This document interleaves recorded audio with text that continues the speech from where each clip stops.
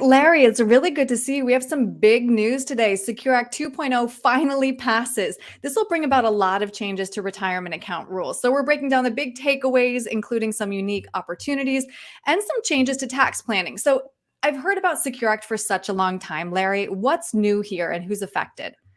Well, Aaron, almost everyone's affected. There's like 90 law changes or hundreds of pages in this. And, it's an add-on from the Secure Act 1.0, which was Mhm. probably the biggest change where it eliminated the stretch IRA and some other things. So it really will affect just about everybody. All right, so let's walk through two of those significant changes. And first on your list here, Larry, is a new required minimum distribution age table. What do we need to know? Wow. Again, this one here, it's a big one to me, Aaron, that the RMD table, it was 70 and a half, which we used to get so many questions, why 70 and a half? They made that easier. So they went to the 72. That changed with the Secure Act 1.0. But effective January 1st this year, now it's 73. So if you were not 72 by January 1, now they've kicked that can down to 73. And something to go into effect much later, if you were born at 1960 or later, would be age 75 before you have to take that required minimum distribution.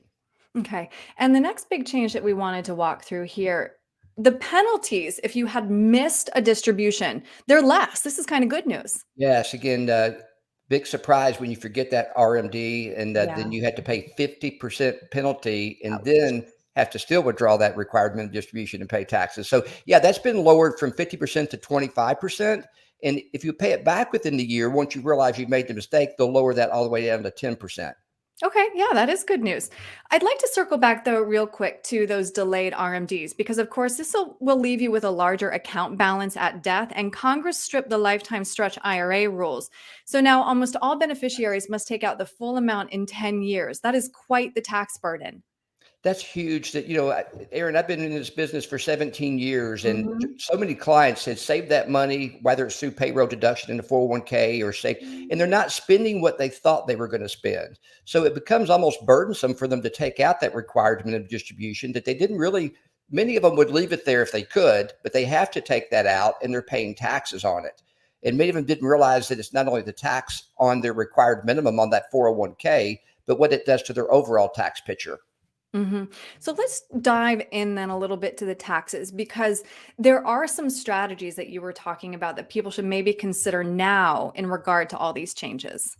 Absolutely. Well, as I mentioned, since you can't do that stretch IRA and you have to take out the requirement of distributions, you can look at converting to a Roth conversion. You can Mhm. go into a Roth or some other alternatives to Roth so that you can have a less required minimum distribution. That being said, it's not always why this Secure Act has allowed us to kick the can down the road with the deficit being what it is and growing very quickly, is that it might be a smart idea to look at should you take your Social Security now, or should you delay the Social Security and get those 8% delayed retirement credits and take some of your tax burden away by making those conversions early?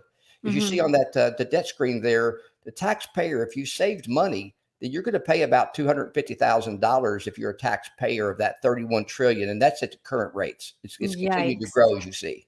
Right, exactly. And it's significant because the government has to make up that money somewhere. They have to make up the So money somewhere. Yes, yes, right. ma'am. It's probably a safe bet that those taxes are going to go up. Well, Larry, I very much value having these conversations with you. I've learned a lot. And what I understand is that having this conversation with a professional sooner rather than later about strategies they should be considering is very important. So, what's the best way to reach you with questions? Best way is to call our office, area code 615-216-1048.